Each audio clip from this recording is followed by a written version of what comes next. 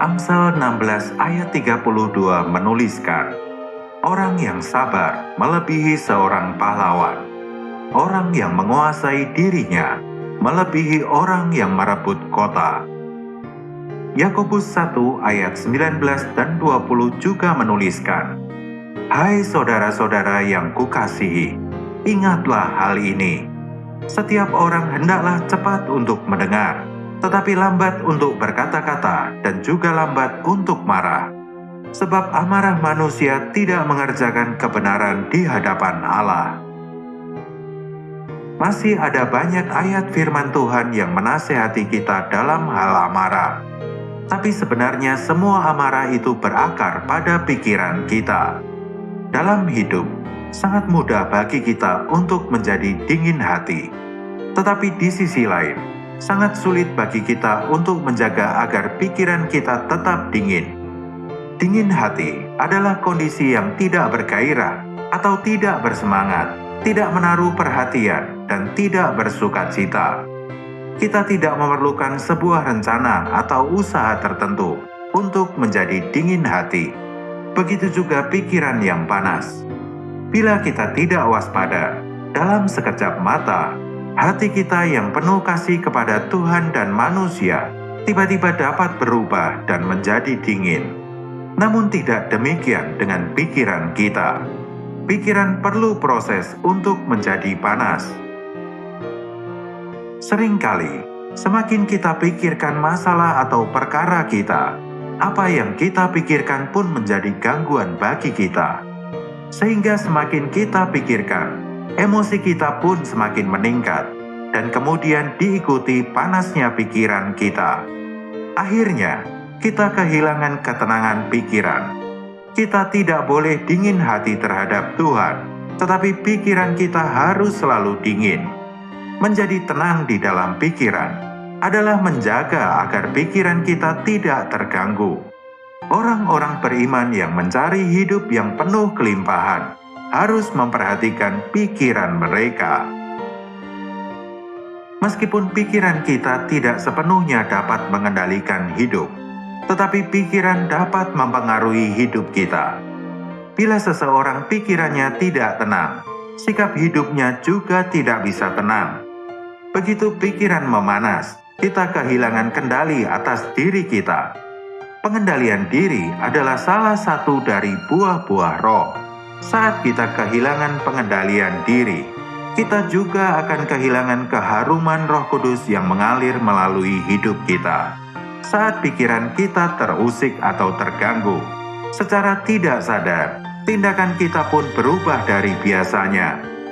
Dalam situasi ini, kita terombang-ambing seperti gelombang, mengambang di udara, dan tidak dapat mengendalikan diri kita.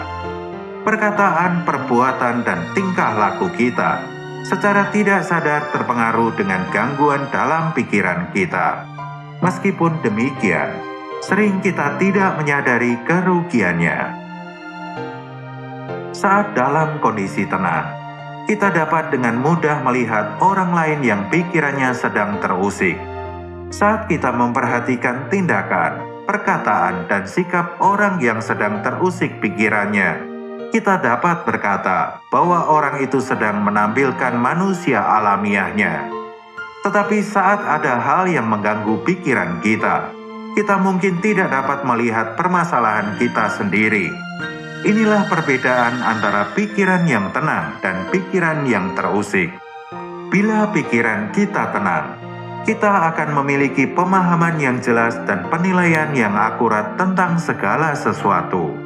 Tetapi bila pikiran kita sedang terusik, kita akan bimbang tentang yang benar dan yang tidak, yang baik dan yang jahat. Saat pikiran kita tenang, kita tidak hanya dapat mengamati perilaku orang lain, tetapi kita juga dapat nampak kondisi diri kita. Gangguan pada pikiran kita menyebabkan sikap, tindakan, dan cara bicara kita tidak normal. Saat kita keluar dari gangguan ini, kemarahan kita pun mereda dan pikiran kita menjadi tenang. Dalam ketenangan ini, kita dapat menyadari bagaimana perangai kita saat kita sedang terganggu. Tidak jarang kita pun menertawakan diri kita atas apa yang kita lakukan saat gangguan menyerang pikiran kita. Saat pikiran kita tenang, kita tidak akan membenarkan apa yang kita lakukan saat pikiran kita panas. Namun ada banyak hal yang dapat mengusik pikiran kita.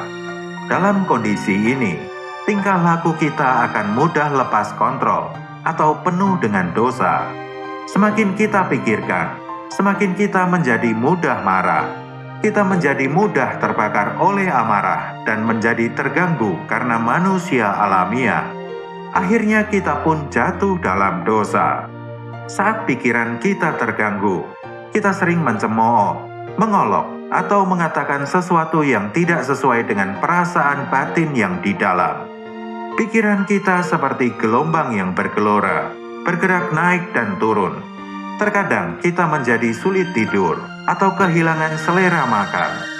Ketika kita berada dalam kondisi seperti ini, kadang kita dapat merasa gembira, tapi terkadang penuh dengan kesedihan. Terkadang kita tiba-tiba giat bekerja, tapi kadang kita enggan melakukan apapun. Semua hal ini tidak menggambarkan tujuan kita yang sesungguhnya. Saat gangguan ini mereda, kita duduk di hadapan Tuhan, dan kita merenungkan serta memeriksa diri kita di bawah terangnya. Kita akan melihat dengan takjub dan bertanya-tanya, betapa buruknya diri kita. Kita semua tahu bahwa cara kita bertindak selama pikiran kita terganggu itu tidak benar. Namun saat pikiran kita terganggu, kita tidak punya kekuatan untuk mengendalikan diri. Karena itu kita harus menjaga diri kita dari hal-hal yang dapat mengganggu pikiran kita. Kita harus menjaga ketenangan pikiran kita. Saat kita sadar bahwa pikiran kita sedang terganggu, kita harus menyadari bahwa apapun yang kita putuskan untuk dilakukan itu salah. Akan lebih baik bila kita tidak melakukan apa-apa. Bahkan sekalipun perkara yang kita lakukan terkadang baik, hal itu tidaklah sempurna. Kita harus mencegah dan menghentikan iblis yang selalu mengambil keuntungan dari situasi pikiran kita yang terganggu. Saat situasi seperti ini, kita perlu belajar untuk menjadi tuan atas diri kita. Kemenangan pertama akan meningkatkan kemungkinan kemenangan berikutnya. Keberhasilan kita menjadi tuan atas diri kita dalam hal ini memungkinkan kita untuk meraih kemenangan selanjutnya. Tetapi bila dalam hal ini kita gagal menjadi tuan atas diri kita tidak mungkin untuk meraih kemenangan yang lebih besar. Kita harus menguji setiap perilaku kita. Apakah yang kita pikirkan, katakan, dan lakukan itu disebabkan terusiknya pikiran kita? Bila hal itu benar, kita harus meminta Roh Kudus untuk menguatkan kita agar kita dapat mengendalikan diri. Kita harus dapat mengendalikan diri kita dan bukan dikendalikan oleh gangguan pikiran kita. Gangguan pikiran adalah suatu alat yang dipakai iblis. Iblis menggunakan gangguan ini untuk menjauhkan kita dari kehendak Tuhan dan membuat kita jatuh dalam dosa, terutama dosa karena temperamen kita. Bila kita tidak berhati-hati dalam hal ini, kita dapat mempermalukan nama Tuhan. Kita tidak boleh melupakan perkara ini, terutama saat pikiran kita goyah dan emosi kita bercampur aduk. Ketenangan pikiran adalah kondisi yang diperlukan untuk memelihara damai sejahtera kita. Pikiran yang terganggu adalah penyebab utama kita kehilangan damai sejahtera. Namun, kita dapat mengembalikan damai sejahtera setelah mengalami gangguan ini. Saat salib yang dinyatakan oleh firman Tuhan bekerja di dalam kita dan memisahkan roh dan jiwa, kita akan memiliki kekuatan untuk melawan gangguan pikiran kita. Sekalipun situasi sekeliling kita kacau dan tidak menentu, hati kita tidak boleh terganggu.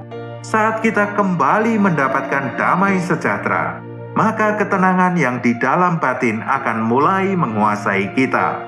Pikiran kita yang tenang adalah kondisi yang diperlukan oleh Roh Kudus agar Dia dapat memimpin kita untuk berjalan seturut kehendak Tuhan. Pikiran yang terganggu atau terusik adalah kesempatan iblis untuk menipu kita. Tetapi pikiran yang tenang memberikan kesempatan kepada Roh Kudus untuk memimpin kita.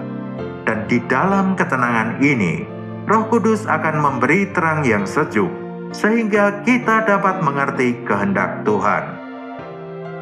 Orang yang sabar melebihi seorang pahlawan. Orang yang menguasai dirinya melebihi orang yang merebut kota. Semoga kita dapat melihat terang Tuhan. Tuhan menerangi kita.